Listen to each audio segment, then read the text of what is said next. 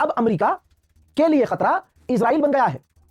आप सोच नहीं सकते, ये इजराइल, ये आले यहूद किसी के सगे नहीं है। रिपोर्ट आई है, एक तरह से अमेरिका की पेंटागन ने इमरजेंसी घोषित की है इंटरनली। क्यों, हुआ क्या है, मैं आपको बताता हूं। दोस्तों, अमेरिकी पेंटागन ने यह चिंता व्यक्त की है, यह डर जताया है कि अमेरिका की जासूसी कर रहा है इजराइल, और बड़े लेवल पर, कोई छोटे मोटे लेवल पर नहीं, क्या कह रहा हूं मैं, बड़े लेवल पर। यहां तक कि अभी कुछ दिन पहले यह रिपोर्ट अमेरिका की पेंटागन ने दी है कि पेंटागन की बिल्डिंग के अंदर इजराइल के जासूसों ने अंदर घुसने की कोशिश की, जासूसी डिवाइस इंस्टॉल करने की कोशिश की। यहां तक कि पेंटागन की बिल्डिंग के बाहर, पेंटागन की बिल्डिंग के बाहर गाड़ियों के अंदर लिसनिंग डिवाइस ऐड करने की कोशिश की, यानी सुनने की। जैसे हम देखते थे ना खतरनाक अमेरिकी फिल्मों में, जो ब्रिटेन की फिल्मों में हम देखते हैं, जासूसी वाली फिल्में, उसके अंदर कुछ डिवाइस होते हैं ना, कि एक कान में डिवाइस लगाकर, गाड़ी में डिवाइस लगाकर, है ना, दूर से बातें सुन लेते हैं। तो ऐसे ही डिवाइस लगाकर इजराइल पेंटागन की जासूसी करने की कोशिश में था। जब ये तमाम चीजें पेंटागन को पता चली, तो ये बात खुद पेंटागन ने बताई है, ये रिपोर्ट ईरान की नहीं है, ये रिपोर्ट पाकिस्तान की, जर्मनी की, फ्रांस की, ब्रिटेन की नहीं, खुद पेंटागन ने कहा है कि हमने अलर्ट जारी कर दिया है, हमें इजराइल से जासूसी का सबसे बड़ा खतरा है। लेकिन गुलाबी सुअर को कौन समझाए? गुलाबी सुअर अभी भी नहीं मानेगा, वो नेतन्याहू का ही चूतड़ चाटेगा। मेरे दोस्तों, मीडिएटर्स, ईरान और अमेरिका के बीच जो टॉप के मीडिएटर्स हैं, लीडर्स, उन्होंने अमेरिका में ही 100 से ज्यादा परमाणु वैज्ञानिकों से, न्यूक्लियर साइंटिस्ट से मुलाकात की है। कहा जा रहा है कि मीडिएटर्स ने इन वैज्ञानिकों से इसलिए मुलाकात की है ताकि उनसे पूछा जा सके कि ईरान के यूरेनियम का और क्या क्या किया जा सकता है। उधर बेचारा डोनाल्ड ट्रंप हर दिन गाली खाता है, फिर अपनी दिली सुकून तसल्ली के लिए कोई एआई वाला वीडियो पोस्ट करके खुश हो जाता है। जैसे उसने ये देखिए एक वीडियो पोस्ट किया है, ये भी नकली है, आर्टिफिशियल इंटेलिजेंस वाला है, जिसमें ईरान की नेवी समुद्र में डूबी हुई है। अब इस गुलाबी सुअर से कोई पूछे कि भाई जल तूने डुबा दी ईरान की नेवी, तो तेरी फट क्यों रही है? स्ट्रेट ऑफ हॉर्मुज क्रॉस क्यों नहीं कर पा रहा? स्ट्रेट ऑफ हॉर्मुज खोल क्यों नहीं पा रहा? अरे ईरान तो तूने मिटा दिया, तो अब डील के लिए तुम्हारे पीछे आग क्यों लगी हुई है? यही हाल है बेचारा, जैसे नालायक बच्चे होते हैं ना, जिद्दी बच्चे नालायक, वही हाल डोनाल्ड ट्रंप का है। मेरे दोस्तों, जो फुटबॉल मैच होना था अमेरिका में, तो अमेरिका इतरा रहा था कि हम ईरान के खिलाड़ियों को वीजा नहीं देंगे, जिसके बाद मैक्सिको ने कहा कि ठीक है, आप हमारे आइए, हमारे यहाँ खेलिए। तो ये देखिए, कुरान चूमकर ईरान की सरजमीन से रवाना हुए ईरान के खिलाड़ी अब वो मैक्सिको पहुंचे हैं। इसी दौरान अमेरिका भी अपनी औकात पर आया, और अमेरिका ने कहा कि जो मैच एक आध यहाँ भी होना है, अमेरिका में होना था, जिसमें ईरान के खिलाड़ियों को शामिल होना था, ईरान के खिलाड़ी आ सकते हैं, तो वीज़ा दे दिया।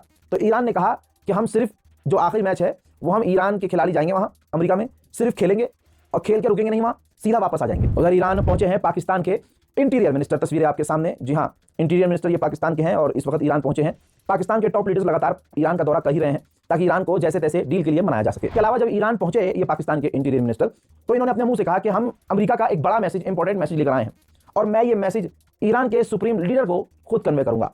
वो बात अलग है कि इनको मिलने तो दिया जाएगा नहीं, न किसी की औकात है कि ईरान के सुप्रीम लीडर से जाकर मिल सके, लेकिन फिर भी देखते हैं ये अपना मैसेज, कौन सा मैसेज अमेरिका का ईरान के सुप्रीम लीडर तक पहुंचाने के लिए पहुंचे। अमेरिका ने किया है कंफर्म कि मई के महीने में ईरान हमारे रास्ते से अपना एक भी क्रूड ऑयल टैंकर निकाल नहीं पाया है। आइए अमेरिका का पूरा कच्चा उतारते हैं। ये सैटेलाइट इमेज है, ये स्ट्रेट ऑफ हॉर्मुज की सैटेलाइट इमेज में ध्यान से देख लीजिए। ईरान की फास्ट बोट 80 से ज्यादा है, यानी लगभग कम से कम 80 ईरान की फास्ट बोट हैं स्ट्रेट ऑफ हॉर्मुज में, जो लगातार 24 घंटे गश्त कर रही हैं। 1 अप्रैल का एक अपडेट आया है, पुराना अपडेट है, सैटेलाइट इमेज है। 1 अप्रैल को ईरान ने इराक के अंदर अमेरिकन वेयरहाउस था, उस पर ईरान ने सटीक हमला किया, जहां आप देख सकते हैं डैमेज नजर आ रहा है, तबाही नजर आ रही है। कहा जा रहा है इस वेयरहाउस में एक हैंगर था, वो पूरी तरह से तबाह हो गया है। अमेरिका ने इन तमाम अपने नुकसानों को और तबाहियों को छुपाया है, लेकिन धीरे धीरे अमेरिका का सारा पोल और खेल खुल रहा है और अमेरिका पूरी दुनिया में जलील हो चुका है। रशिया एक दोस्त की तरह ईरान के सामने आया है और ईरान को ऑफर किया है कि आपके यहाँ जो बहुत क्रिटिकल इंफ्रास्ट्रक्चर है, ऐसी इमारतें जो काफी मुश्किल है दोबारा बनाने में और समय आपको लगेगा, हम उनको आपके लिए बनाने के लिए आपकी मदद करेंगे। उधर इजराइल ने लेबनान पर फिर से कुछ बड़े हमले किए थे। लेबनान पर हमला करने से इजराइल रुक नहीं रहा है, देखिए।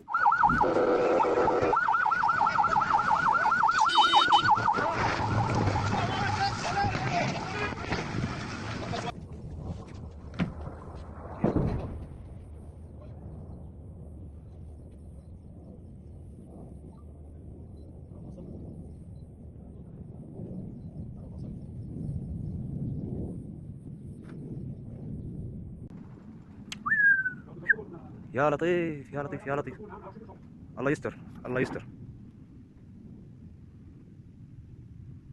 या इलाही या इलाही। आपने देख लिया, ये अटैक देख लिया। अब आपका दिमाग भरना जाएगा जो अब मैं बताने वाला हूं। ये जो अटैक हुआ, इजराइल की फौज ने लेबनान की फौज की एक गाड़ी पर हमला किया। हां, लेबनान की फौज की गाड़ी पर हमला किया, जिसमें लेबनान के 3 फौजी मारे गए। सुनो, 3 फौजी मारे गए, जिनमें से जो तीसरा व्यक्ति था वो लेबनान की फौज का जनरल ब्रिगेडियर था। कोई छोटा मोटा आम फौजी नहीं था, समझे? यानी इजराइल जिसको मन कर रहा है पेल दे रहा है, मार दे रहा है। इजराइल का जहां मन कर रहा है वहां बमबारी कर रहा है और लेबनान कुछ नहीं कर पा रहा है।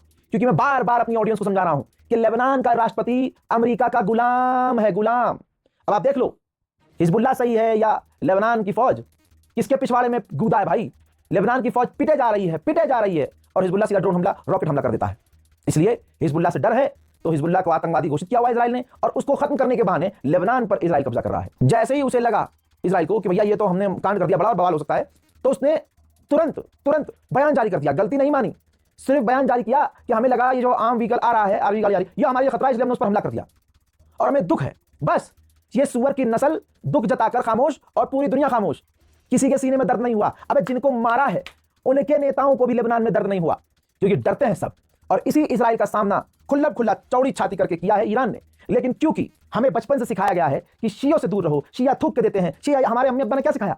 जो मेंबर में बैठे मुल्ला जी ने हमको इस्लाम के नाम पर एक समुदाय से नफरत करना सिखाई। वही वजह है कि आज अगर ईरान शैतान से लड़ रहा है, शैतान से अकेला लड़ रहा है, तब भी हम उसका साथ नहीं देते, क्योंकि जो बचपन से जहर चुसाया गया है हमें, सीनों में, दिल के अंदर शिया समुदाय के लिए नफरत उतारी गई है।